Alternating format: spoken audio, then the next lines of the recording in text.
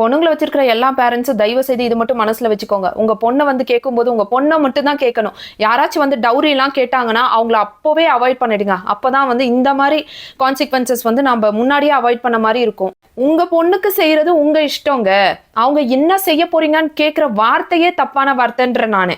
நம்ம பொண்ணுக்கு என்ன செய்யணும், எப்படி பாத்துக்கணும்னு நம்மளுக்கு தெரியும்.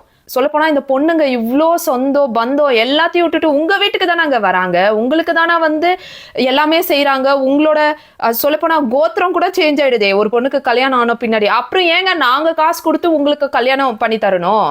நீங்க தான் எல்லா சீர்வரிசையும் எல்லாமே வச்சு கல்யாணம் பண்ணணும். எல்லா பொண்ணுங்களும் தயவு செய்து இனிமே தைரியமா இருங்க. எதுவுமே மறைச்சு வைக்கணும்ன்ற அவசியமே கிடையாது. அங்க ஏதாச்சும் ஒரு தப்பு நடக்குதுன்னா கண்டிப்பா அட்லீஸ்ட் உங்க பேரண்ட்ஸ் கிட்ட ஓப்பன் அப் ஆகுங்க. இல்ல உங்க க்ளோஸ் ஃப்ரெண்ட் கிட்டாச்சும் சொல்லுங்க. உங்களுக்கு ஒரு சஜஷன் கிடைக்கும். ஈவன் இந்த பெட்ரூம்ல நடக்கிற கொடுமை கூட நீங்க வந்து உங்க பேரண்ட் கிட்ட சொல்லலாம், உங்க அம்மாட்ட சொல்லலாம். எதுவுமே தப்பு கிடையாது, சொல்லலாம். உங்க புருஷனை நீங்க காப்பாத்தணும்னு நினைக்காதீங்க.